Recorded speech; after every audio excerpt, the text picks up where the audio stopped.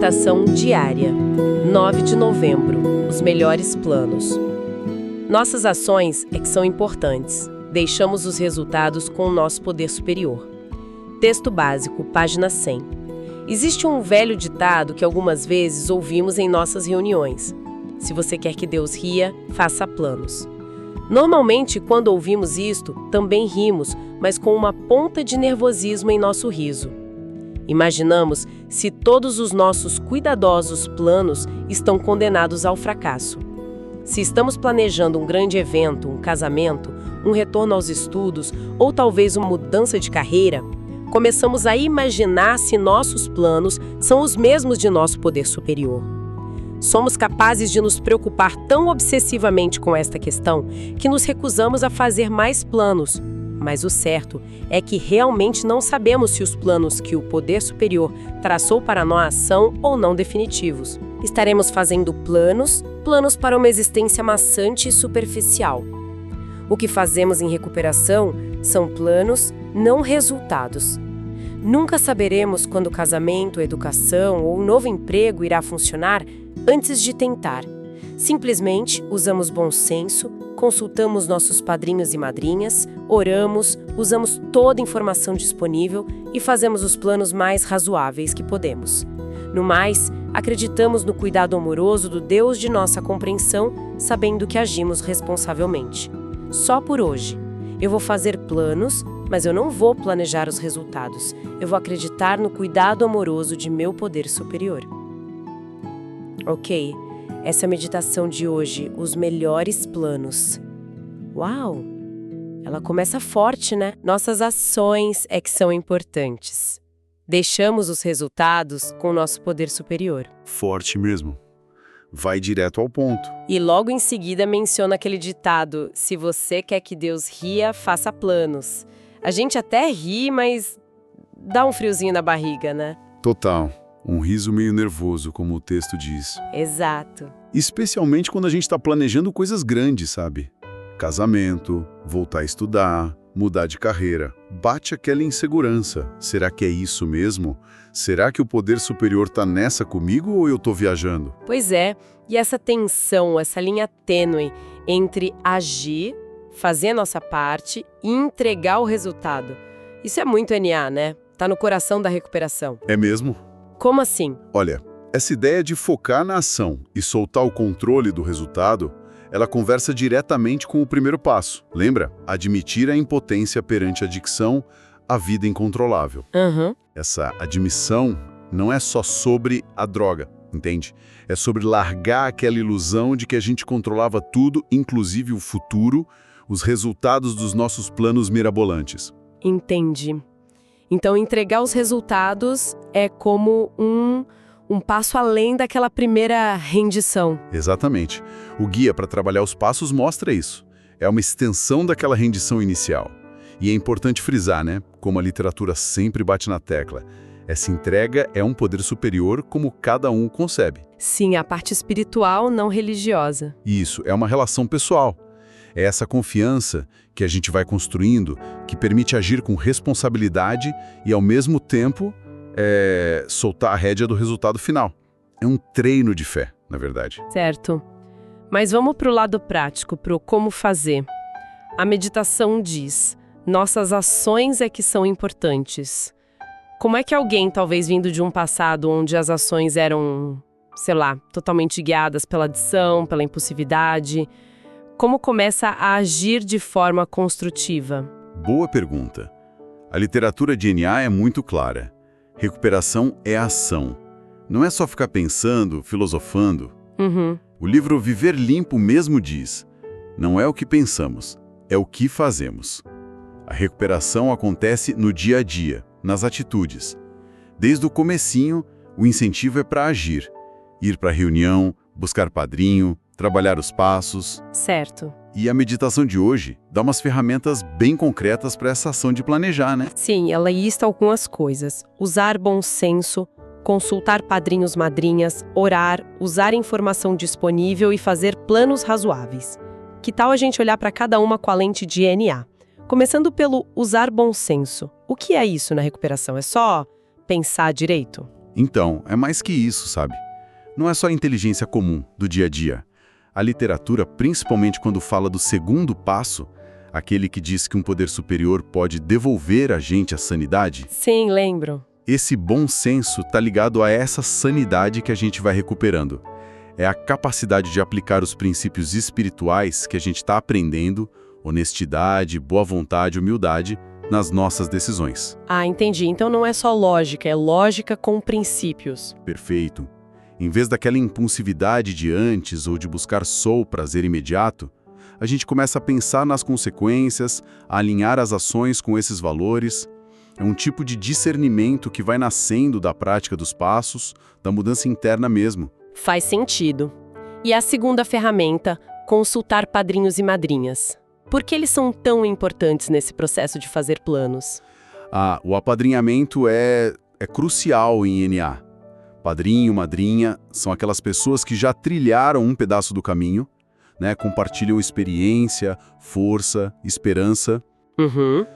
Como a literatura de apadrinhamento explica, eles trazem uma visão de fora, mais objetiva.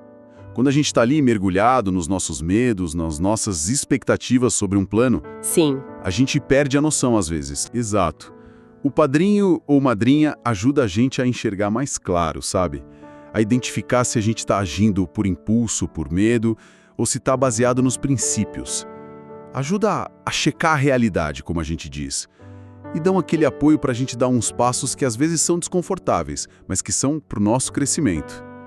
Consultar o padrinho é um ato de humildade, de boa vontade. É um porto seguro, então, para decisões importantes. E a oração. Orar.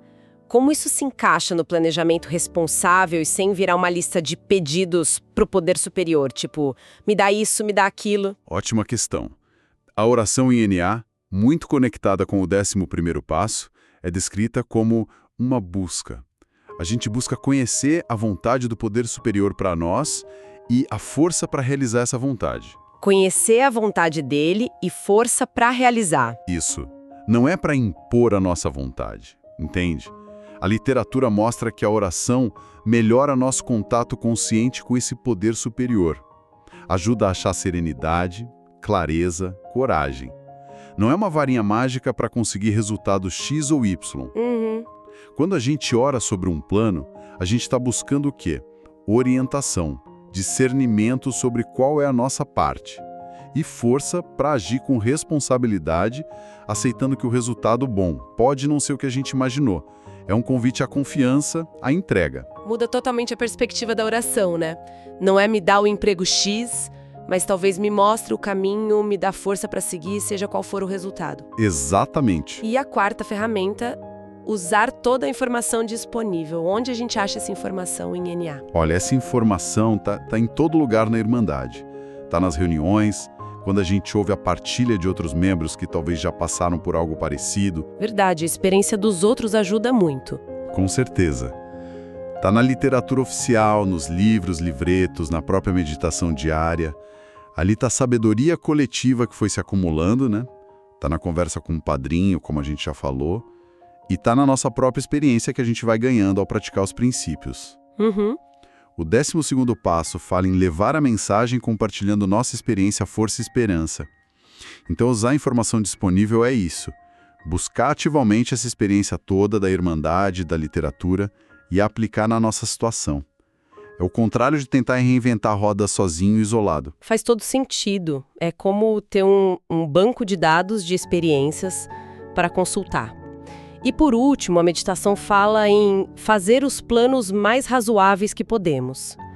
O que diferencia um plano razoável na recuperação daqueles planos, sei lá, malucos ou autodestrutivos que a gente fazia antes? Razoável aqui é o oposto daquela insanidade que o segundo passo menciona e da teimovia, da vontade própria, que o terceiro passo ajuda a gente a encarar. Certo. Planos razoáveis são aqueles, alinhados com os nossos valores de recuperação, que levam em conta a nossa realidade de agora, financeira, emocional, de tempo disponível, que consideram as outras pessoas envolvidas e que são construídos numa base de honestidade, de responsabilidade.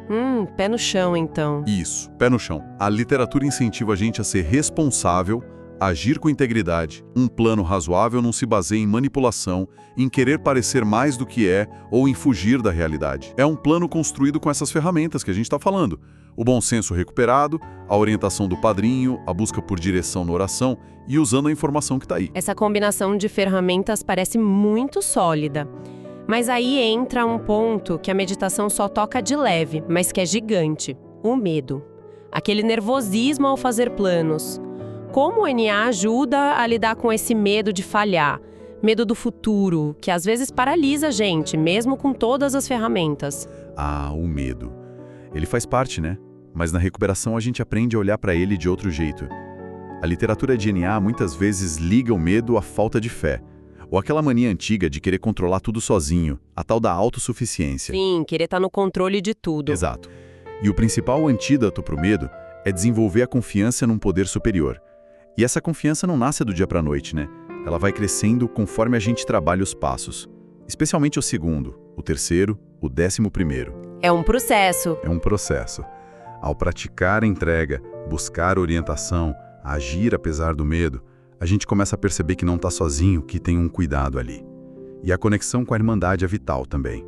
Partilhar os medos numa reunião, com o padrinho, isso tira o poder que o medo tem sobre a gente. É verdade, colocar pra fora ajuda. Muito. E muitas vezes, como o quarto passo mostra pra gente, a gente percebe que muitos medos eram desproporcionais, baseados em ideias velhas que nem fazem mais sentido. Viver os princípios no dia a dia, só por hoje, vai criando uma base mais firme que diminui a ansiedade com o futuro. Então, é a ação com princípios, a confiança que vai crescendo no poder superior, na Irmandade.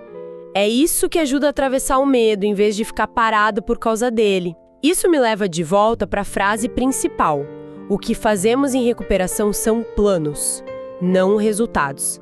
Separar essas duas coisas na prática parece o desafio central, né? Especialmente quando o resultado parece tão importante, como num casamento, numa carreira.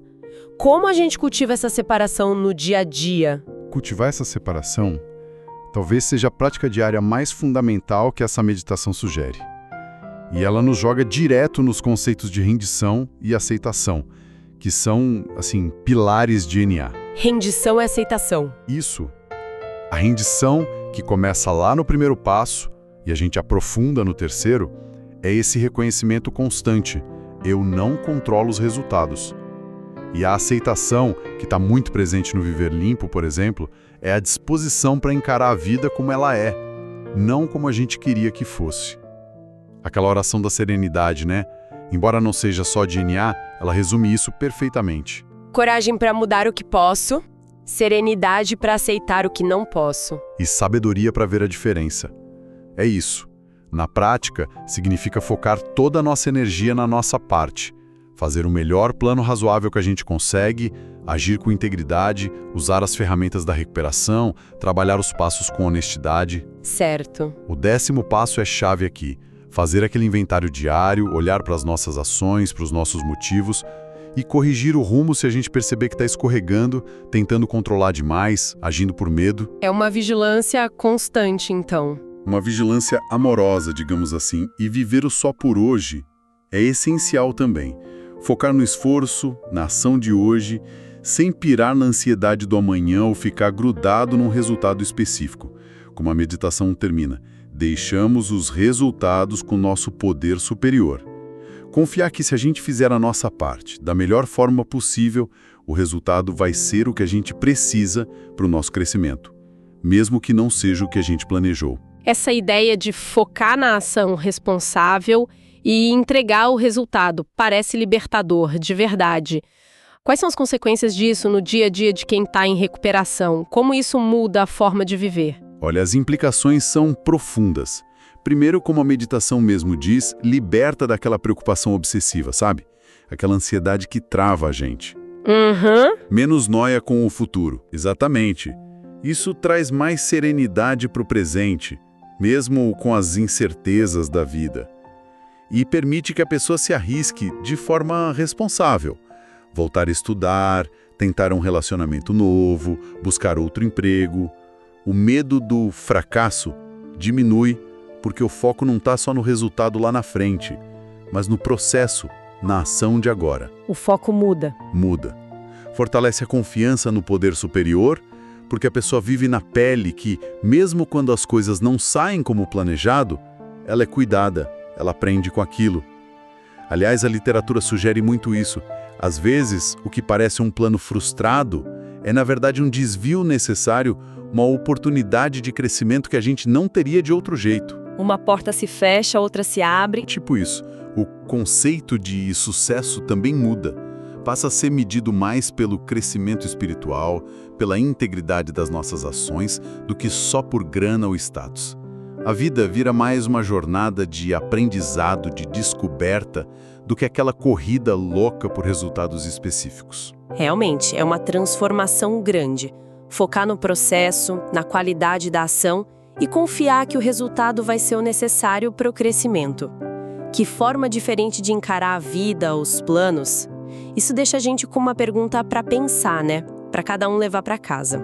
Qual seria? Pensando na nossa tendência, né? Como adictos, para vontade própria, para querer controlar tudo do nosso jeito, como que a gente consegue no dia a dia diferenciar um plano que é realmente responsável, guiado pelos princípios, buscando a vontade do poder superior, de uma tentativa mais escondida, às vezes até inconsciente, de manipular o resultado para ser o que a gente quer? Como a gente sabe se está agindo com fé e entrega de verdade ou se é só o medo disfarçado tentando garantir o resultado que a gente acha que precisa? Queridos ouvintes, ficamos por aqui. Lembrem-se, mais será revelado. Tamo junto. Só por hoje. Funciona.